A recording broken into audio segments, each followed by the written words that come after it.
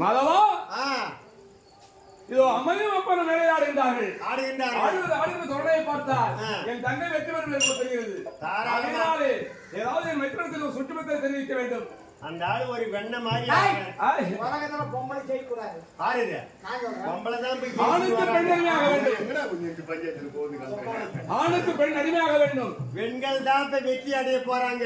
அதனால வேண்டி அதாவது ஆதி காலத்துல குலேபகாலி ஒரு படம் வந்தது. பெண்கள் ஆதிக்கம் தெரியுமா உனக்கு? ஆண்கள் எல்லாம் அடிமை, அடுப்பத்தை வச்சு சோறாகணும். இப்ப பெண்கள் முன்னேறி வந்துட்டாங்க.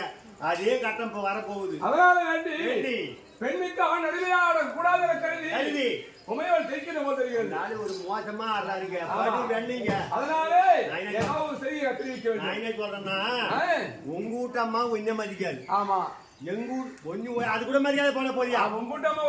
கூட்டம்மா என்ன மதிக்கணும். பொம்பளை செஞ்சுட்டாக்கா ஆண்கள் எல்லாம் அடிமையாயிடணும். பாப்பா தோக்குற மாதிரி மச்சான் ஜெயிக்கிற மாதிரி ஒரு ஏற்பாடு பண்ணணும். பாப்பா ஜெயிச்சான்னு வச்சுக்க, பூரா வேலையை நாம செஞ்சாகணும். வேலையை எழுதி சாணி போடணும், பெருக்கி தரணும், கோலம் போடணும், தண்ணி பிடிக்கணும், சாமான் விளக்கணும், சாப்பாடு செஞ்சு அவங்களுக்கு சாப்பாடு கொஞ்சம் கொடுக்கணும். தங்கை செய்ய கூடாது. எல்லா வேலையும் கூட செஞ்சிடலாம். இன்னும் ஒரு வேலையை நம்ம கிட்ட விட்டுருவாங்க. புள்ள பேக்கிற வேலையை விட்டுருவாங்க. அது இல்ல. அதனால பாப்பா தோக்கணும், மச்சான் ஜெயிக்கணும். அதுக்கு ஒரு ஐடியா.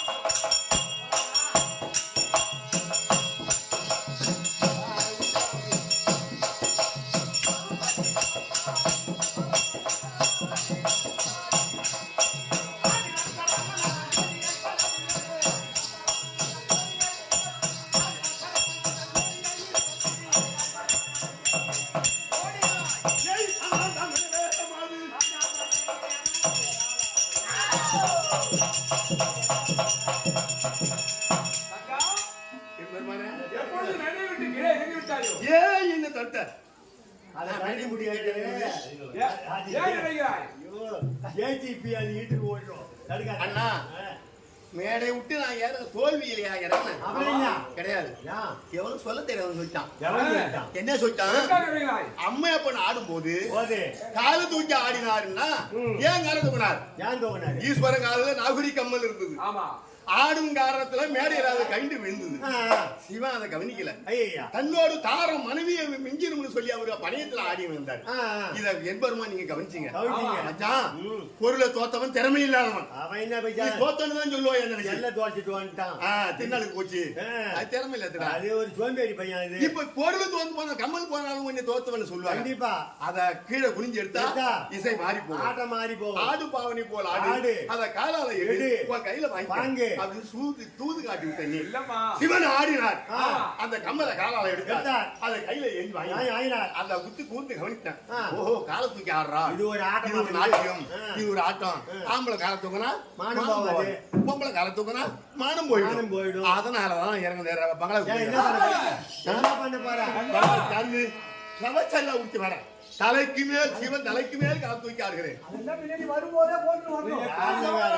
சொல்லும் போதும் சரியே. நீ தோல்விதான் அப்படின்னா கை விலங்கு கை விலங்கு கை விலங்கு.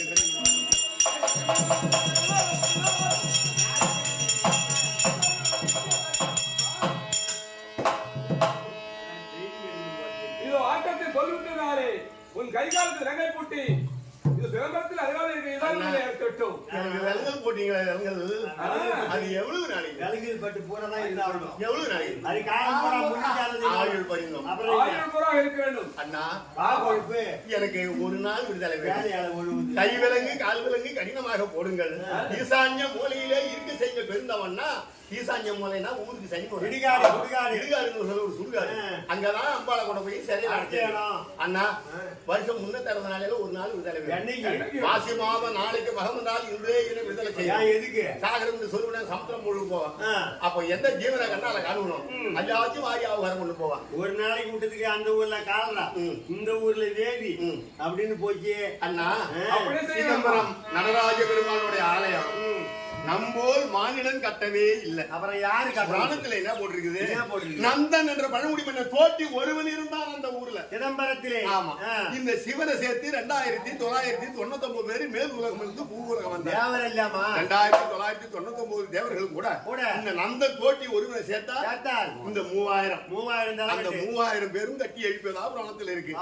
அண்ணா உனக்கு பகவான் கண்ணன் நாராயணன் தான் இதுவரை இன்னைக்கு எங்க மிருது வாசித்ததால இந்த தெல்ல சிதம்பரத்துல உனக்கு தில்லை கோவிந்தன் என்ற பேர் உனக்கு.